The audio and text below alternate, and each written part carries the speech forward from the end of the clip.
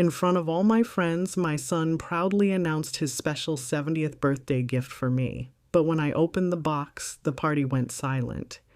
It was a ticket to dump me in a senior facility.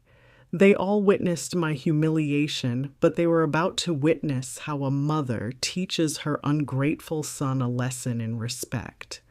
Before my story begins, I want to thank you for being here. These stories need to be told, and your support gives them a voice. Please take a moment to subscribe to the channel and click the notification bell. It means more than you know. 70 years. It's a strange and momentous milestone. You feel it not so much in your bones, which ache on rainy mornings, but in your soul.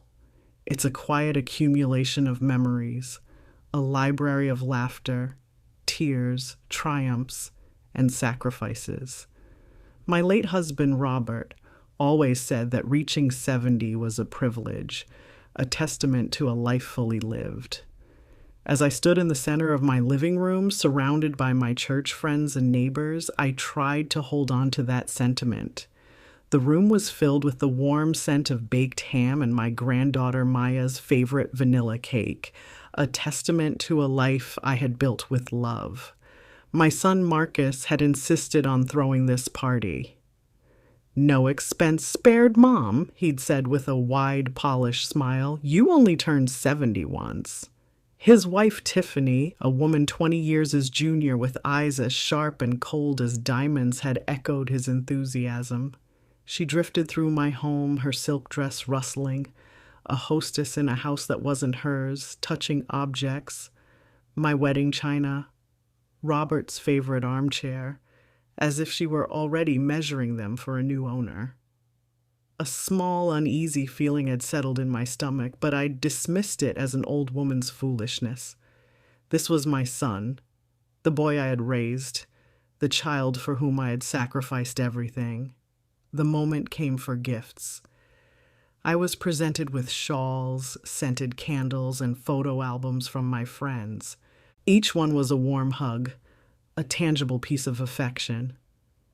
Then Marcus cleared his throat, holding up a large, elegantly wrapped box. It was covered in gold paper and topped with a lavish cream-colored bow.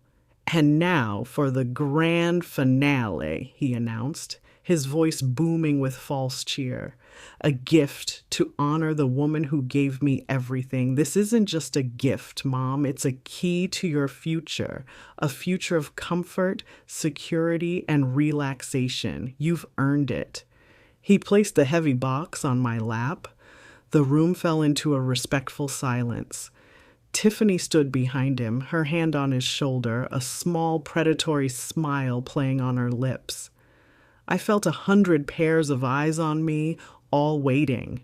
With trembling fingers, I loosened the ribbon and lifted the lid. Inside, nestled on a bed of white satin, was not a piece of jewelry or a sentimental keepsake. It was a handsome, leather-bound portfolio.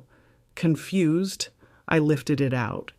It felt official, heavy. I opened it. On the top of a sheaf of glossy papers in bold clinical type were the words, "Welcome to Golden Meadows Senior Living Community." Below it was a picture of a sterile beige building that looked more like a hospital than a home. And tucked into a small pocket was a single official-looking ticket. It was a one-way reservation for a single room, effective next Monday. The air was sucked from my lungs. The cheerful chatter of the party faded into a distant buzzing sound in my ears. I looked up from the portfolio and met my son's eyes. He was still smiling that wide, empty smile. "It's the best, Mom," he said, his voice loud enough for everyone to hear. Top-of-the-line care. No more worrying about cooking or cleaning or rattling around in this big old house all by yourself.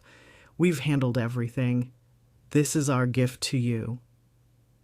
The silence in the room was no longer respectful. It was thick with shock and embarrassment.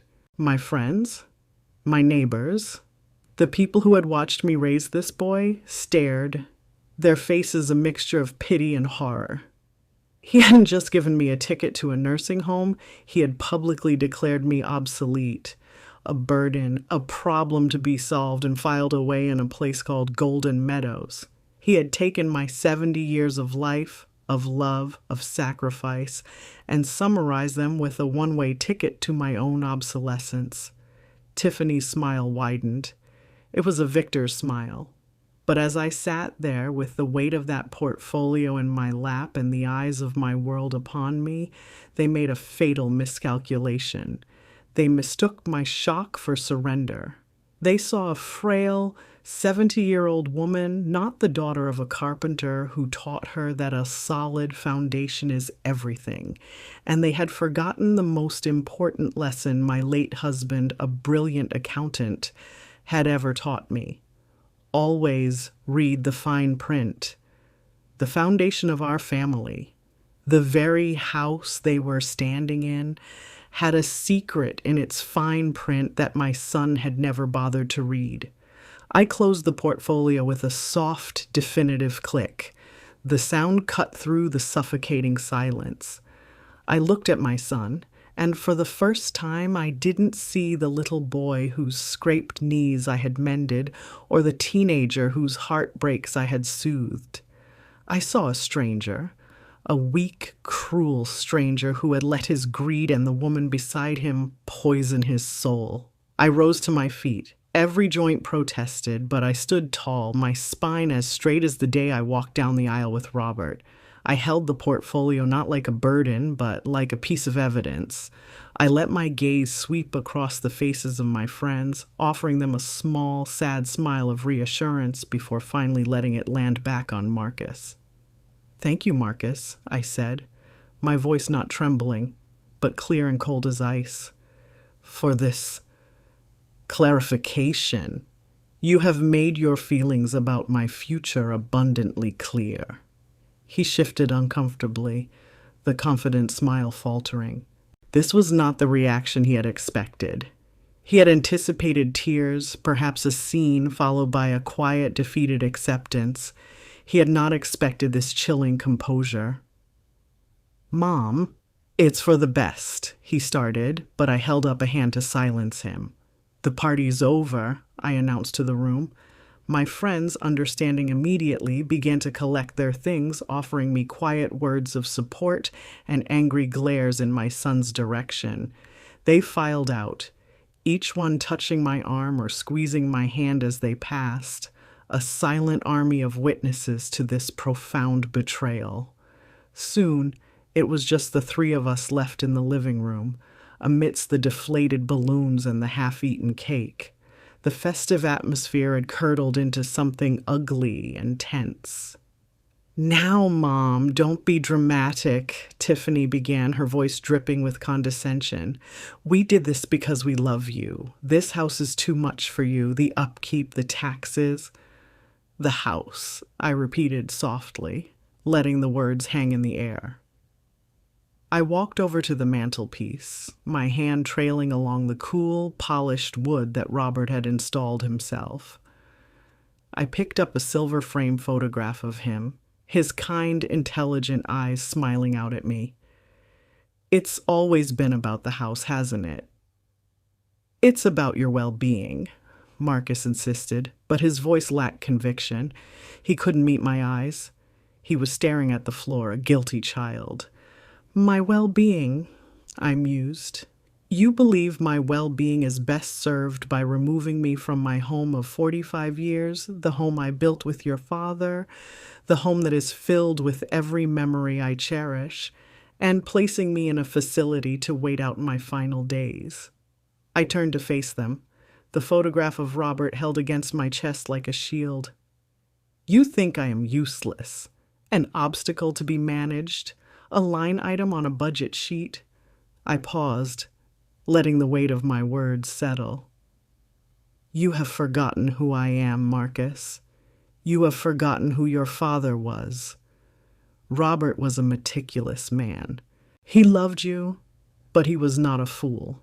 He saw the world in black and white and assets and liabilities, and he always protected his assets."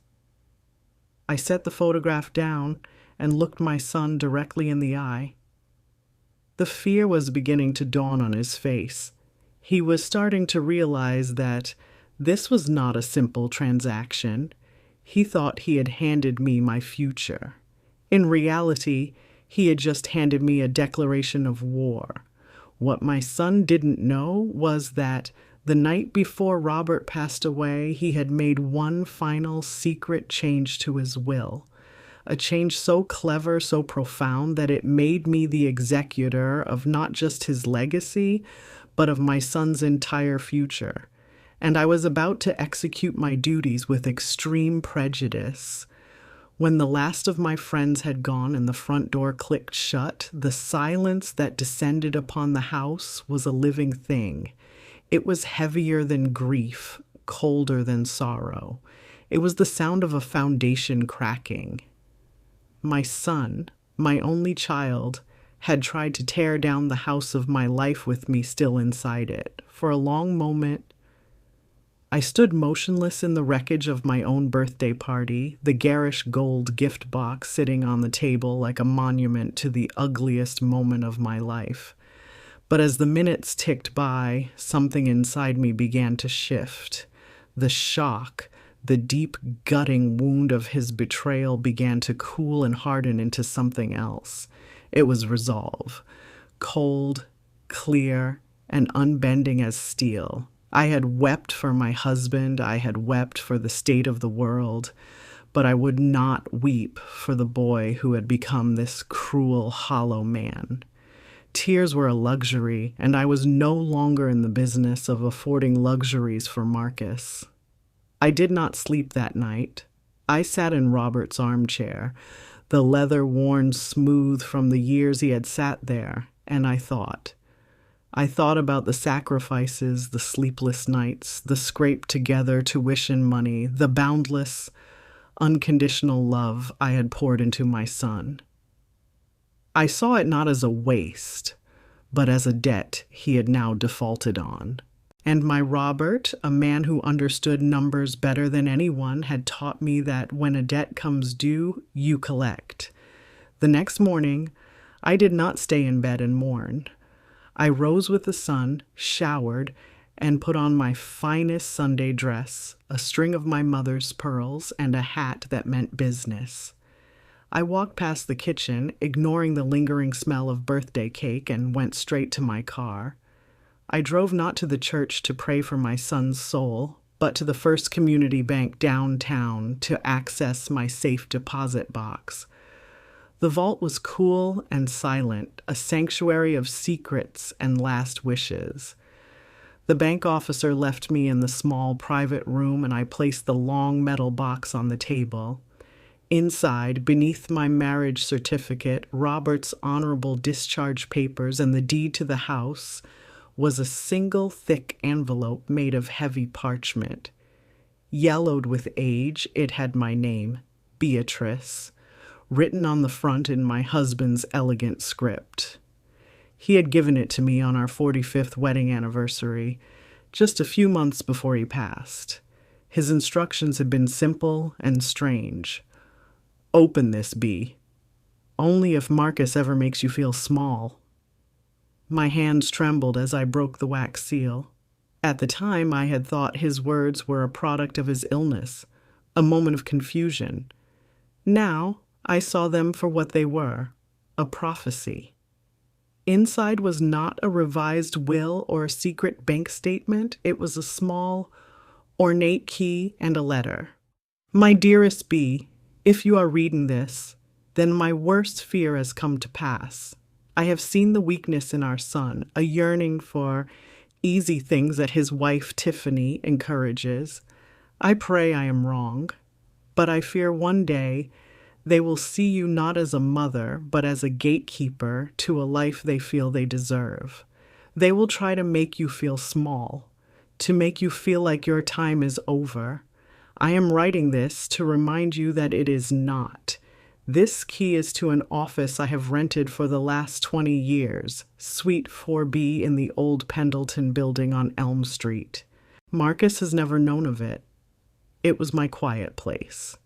Inside, in the bottom drawer of the desk, you will find my private ledgers. You will also find my true legacy, the one Marcus has always dismissed as a silly hobby.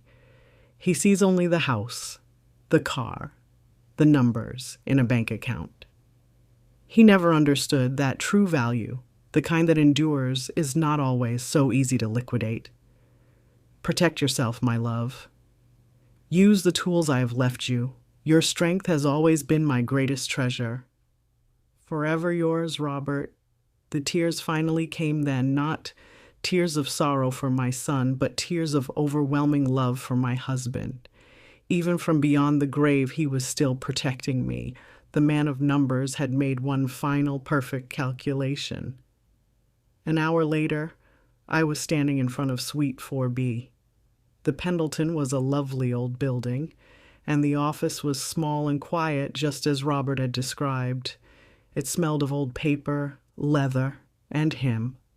In the bottom drawer of his old oak desk, I found the ledgers, and behind them, carefully stored in archival quality boxes, were hundreds of photographs. My husband's silly hobby. For 50 years, he had been collecting the works of the great masters of black photography, Gordon Parks, Roy de Carava, James Van der Zee. He would buy them from small galleries and estate sales, seeing the history, the soul, the art in them that Marcus had dismissed as dusty old pictures. I spent hours looking through them, these powerful, beautiful images of our history, our struggle, our joy. This was Robert's true passion. This was his legacy. Then I turned to the final page of his private ledger. My eyes scanned the neat columns of numbers and landed on one final entry, dated years ago. My breath caught in my throat.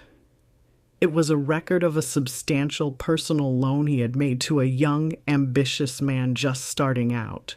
A loan that carried a 0% interest rate and a single handwritten note in the memo line, to be repaid not with cash, but with honor. The young man's name was Alistair Dubois. Today he was one of the most powerful real estate developers in the state, and he was the key to my fight. Alistair Dubois owed his entire career to the money my husband had loaned him when no bank would give him a chance.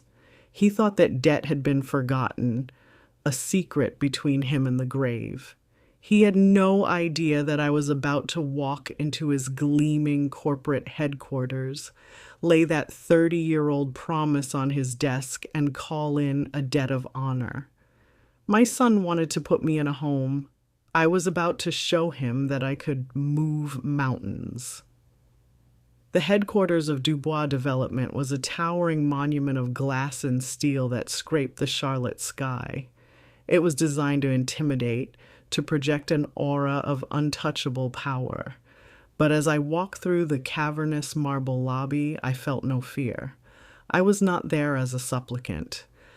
I was there as a creditor, armed with the quiet, unassailable power of my husband's good name. Alistair Dubois was now in his late 60s, a formidable man with a reputation for being as tough as he was brilliant. His secretary, a sharp young woman half my age, tried to block me, informing me that Mr. Dubois' schedule was booked for the next 6 months.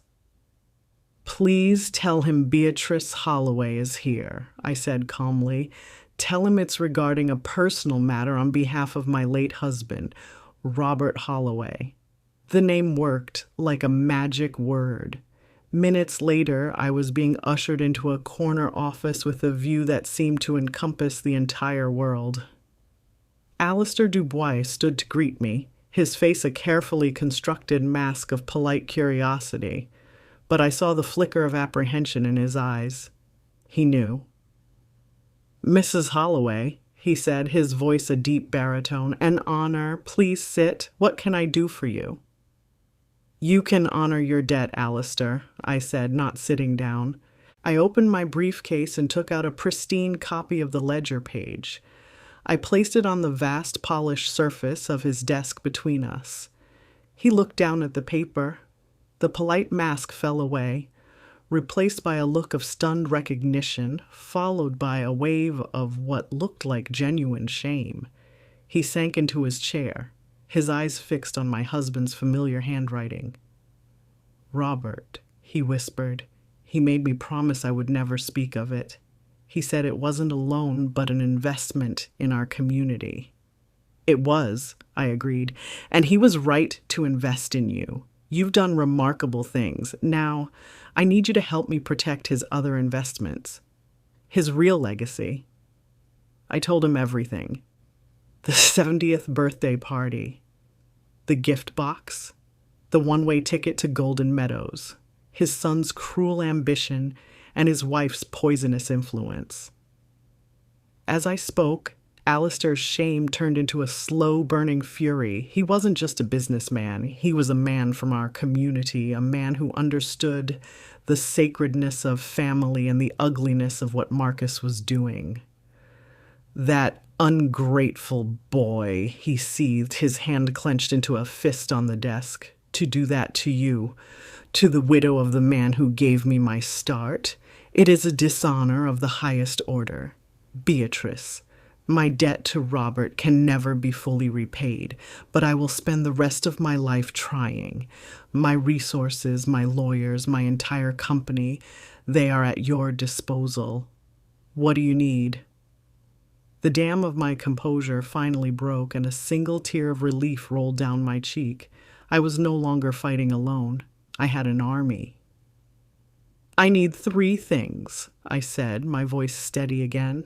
"First, I need the world's best art appraiser to give me a formal valuation of my husband's photography collection, discreetly and quickly. Second, I need a connection to a major auction house, perhaps Sotheby's or Christie's.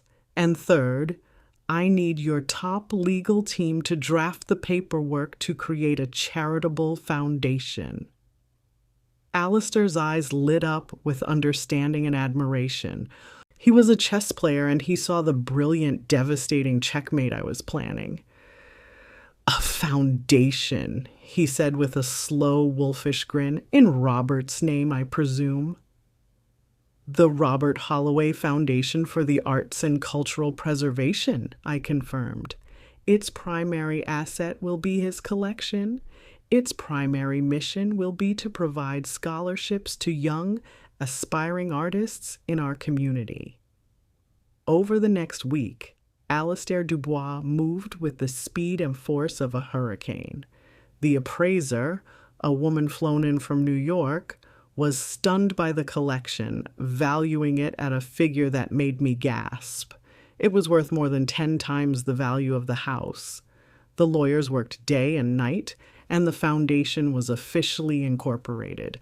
All the pieces were in place. That evening, I did the hardest thing I've ever had to do.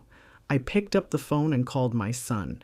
"Marcus," I said, my voice cool and even, "I've had some time to think about your generous gift. I believe it's time we discuss the details of the estate. Please meet me at the house tomorrow at noon. And Marcus, bring your wife."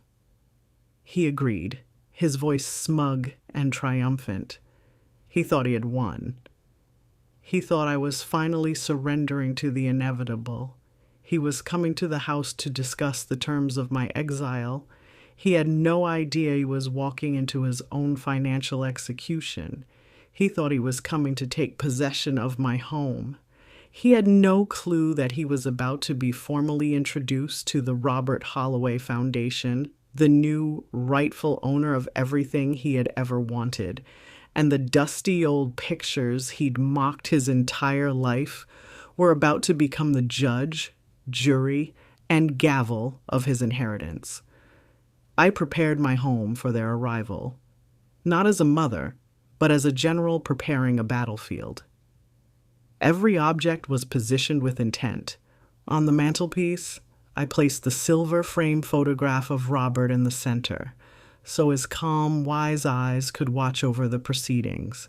I brewed tea in our finest porcelain set, the very one Tiffany had once called old-fashioned.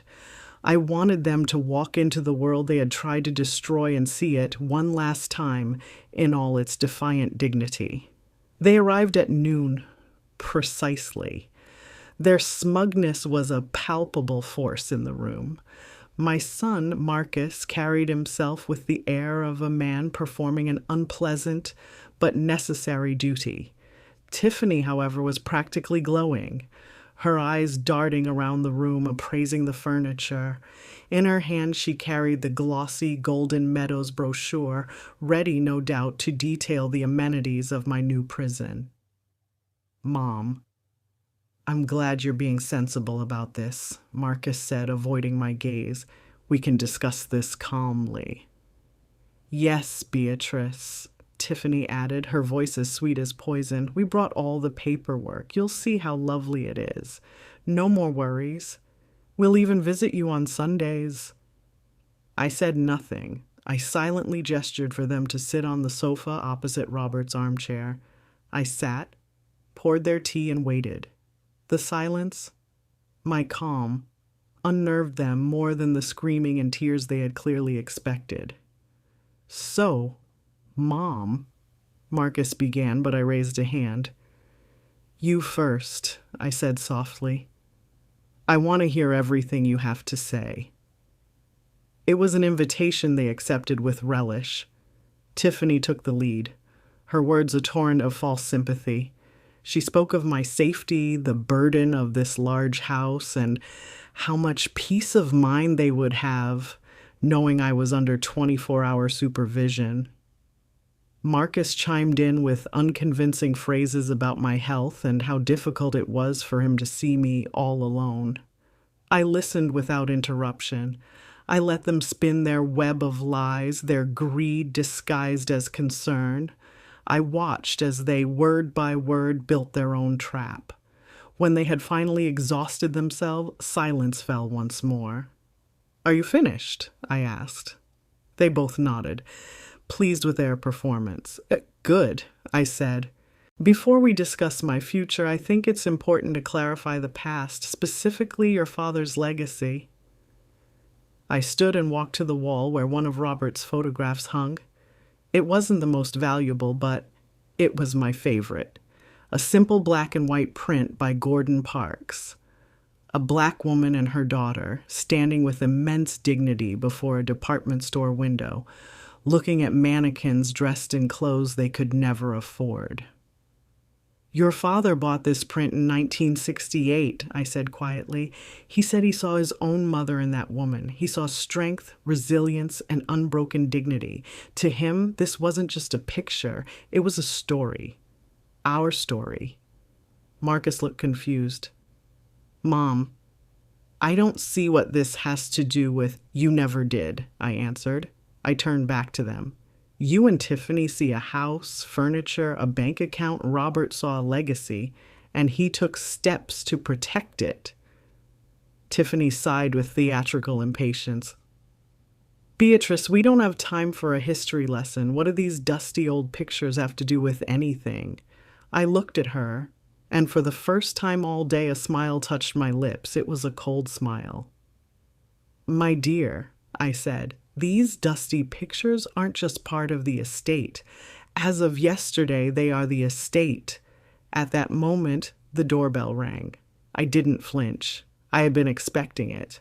"Come in," I called out, my voice clear and strong. The door opened and two figures stepped into the living room. The first was Alistair Dubois, a man whose face Marcus and Tiffany knew from the covers of business magazines. Following him was a sharp, impeccably dressed Asian woman carrying a briefcase. The trap was sprung. The shock on my son's and his wife's faces was almost comical. They stared at Alistair Dubois, the titan of industry, as if they were seeing a ghost. They thought they had come to dictate the terms of an old woman's surrender. They had no idea they had just walked into a board meeting where their own futures were the last item on the agenda. "Marcus, Tiffany," I said in a level voice, Allow me to introduce Mr. Alistair Dubois, chairman of the Board of Trustees, and his lead counsel, Ms. Chen. Marcus scrambled to his feet. Mr. Dubois? What's going on here? Alistair ignored him, instead looking at me with profound respect. Beatrice, we are ready. Ms. Chen stepped forward. She opened her briefcase and removed a file. Her voice was devoid of emotion, as cool and precise as a surgeon's scalpel. Allow me to clarify the situation, she began. Mrs. Beatrice Holloway, acting as the sole executor of the estate of her late husband Robert Holloway, has donated her entire private art collection to a newly formed charitable foundation, the Robert Holloway Foundation for the Arts and Cultural Preservation. Tiffany let out a short laugh. The collection? You mean those pictures? So what? Ms. Chen fixed her with a cold stare. That collection, as you call it, has been appraised by Sotheby's at a valuation north of $7 million. A deafening silence filled the room. $7 million. The color drained from Tiffany's face. But that is not all, Ms. Chen continued, her voice relentless. Pursuant to the final codicil of Mr. Robert Holloway's last will and testament, of which the probate court has just been notified, a specific provision has been enacted. The will stipulates that should his collection ever be formally established as a public trust or foundation, this house at 1245 Magnolia Drive is to become the official headquarters and a small private museum for the display of said collection. She paused, letting the full weight of her words land. Therefore, as of this morning, the home in which we are currently sitting is the property of the Robert Holloway Foundation. It has been legally and irrevocably transferred. I watched as my son's world crumbled before his eyes. The house he had considered his own had just vanished into thin air. Furthermore, Miss Chen said, as the Foundation's founder and chief curator, Mrs. Holloway has the legal right to reside in this home for the remainder of her natural life as its steward. All maintenance, taxes, and upkeep will be paid for by the Foundation. It was a devastating blow, but Miss Chen was not finished. She produced another set of documents. Finally, Mr. Holloway, these are copies from your father's private ledgers. They meticulously document all funds your parents provided to you over the years. Your college tuition, your first car, the down payment on your current home, numerous loans. Your father's will is very clear that these sums are to be considered an advance on your inheritance. Given that the value of the new foundation's assets far exceeds your share, your inheritance has already been paid in full. You are entitled to nothing more. You can't do this, Tiffany shrieked, her face a mask of fury. We'll sue. We'll fight this. I would advise against it, Ms. Chen said coolly. Any legal challenge would be fruitless. It would, however, result in the public disclosure of your financial records, as well as your husband's attempt to have his mother committed against her will to seize her assets. Mr. Dubois has assured me his public relations team would ensure that story receives very wide circulation. It would be a nightmare for your reputation. Marcus finally broke. He sank onto the sofa, his head in his hands. He understood. He had been completely and utterly outmaneuvered by the father he never understood and the mother he had so brutally underestimated. He looked at me, his eyes begging for something. Pity, a lifeline, forgiveness. But I had no pity left to give. I stood up, picked up the elegant Golden Meadows portfolio from the table and held it out to him. I believe you'll be needing this more than I will, I said. He looked up at me, his face a canvas of confusion. I placed the portfolio on his lap. It seems your circumstances are about to change. I hear they have excellent rates for long-term stays. Perhaps you ought to book a room for two." The silence that fell after Ms. Chen delivered her final devastating blow was absolute. Marcus sat shrunken, a broken man crushed under the weight of his own betrayal. Tiffany, however, shot to her feet, her face a mask of pure fury. "This is theft," she hissed, her trembling finger pointing at me. "You're a sneaky, manipulative old witch." Alistair Dubois took a step forward, his large frame shielding me. His voice when he spoke was quiet, but it carried the chilling weight of command. "I believe it is time for you to leave, Mrs. Holloway, and I would advise you to choose your next words very, very carefully. You no longer have the money or the influence to afford such insolence." Tiffany saw the truth in his eyes. She was defeated. Fear replaced her rage. She grabbed Marcus by the arm, yanking him roughly.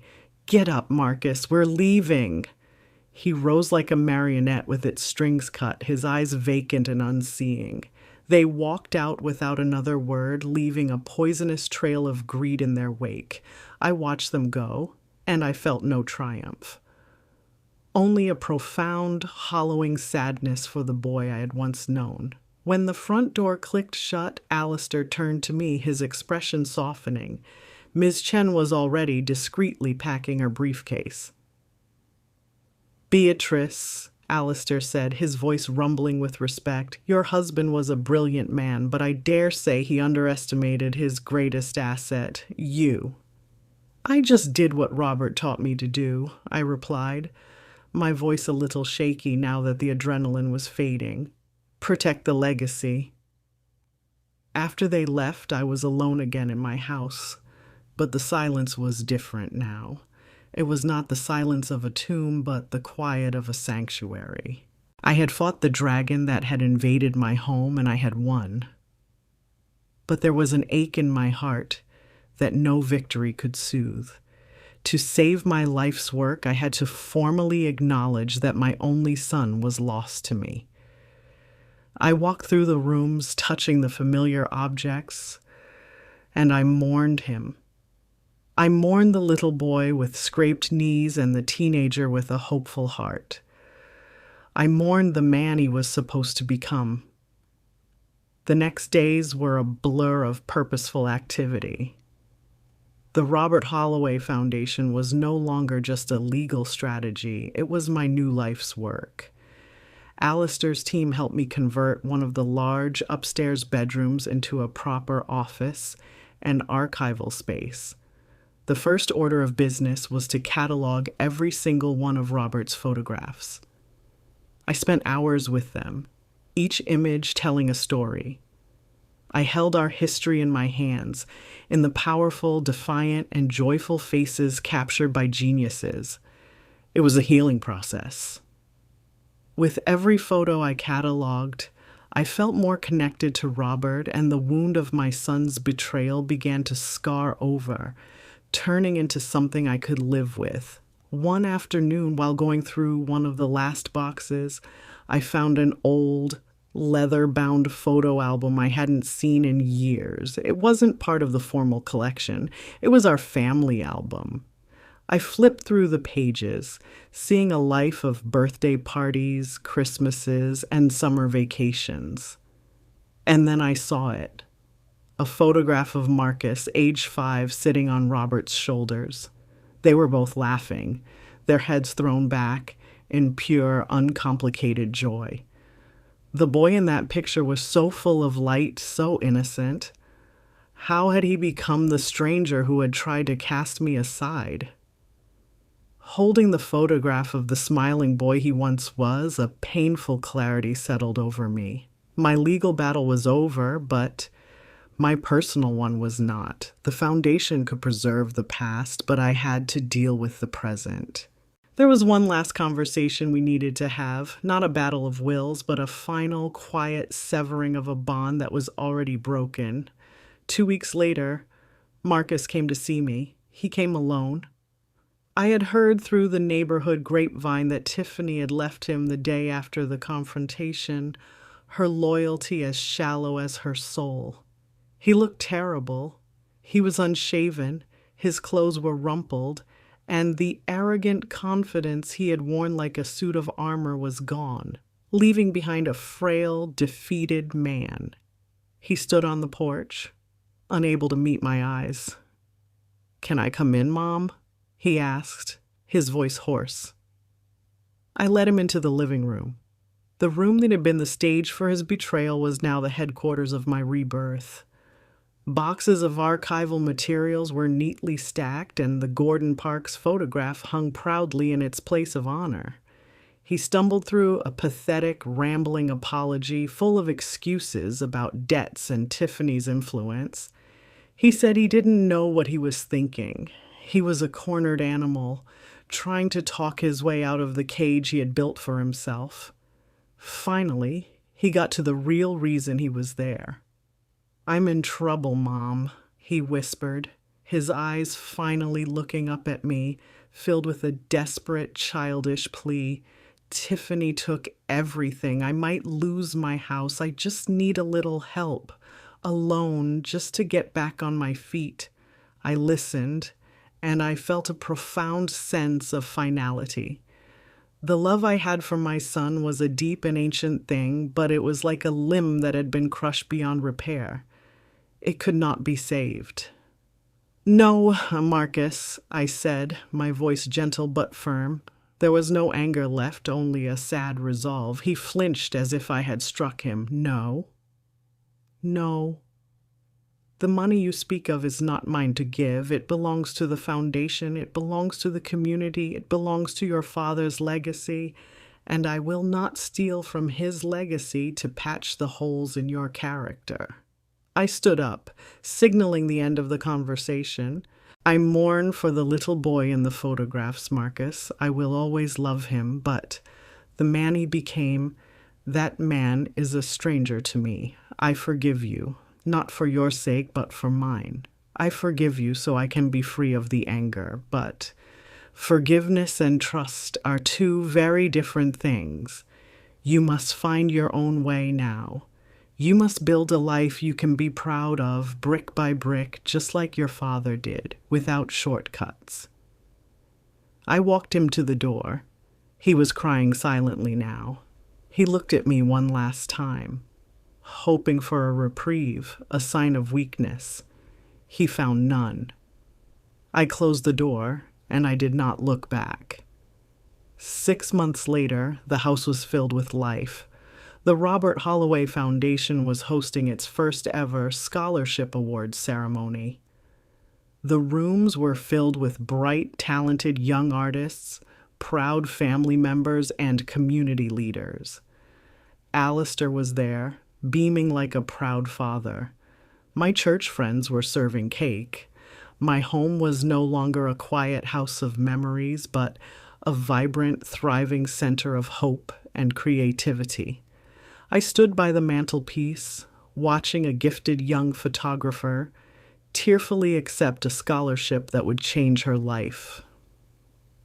I looked at the photograph of Robert, his smiling eyes seeming to take in the scene. I had protected his legacy. I had taken the pain of the ultimate betrayal and transformed it into a gift for a new generation. I had found my purpose, not as a mother waiting to be discarded, but as the proud steward of a dream. My life was not over. It was just getting thank you for listening to my story. It is a reminder that our value does not diminish with age, and our strength is often forged in the most painful fires. If this story resonated with you, please like, comment, and subscribe to the channel. Share this video with anyone who needs to be reminded of the power of their own legacy. Thank you for being here.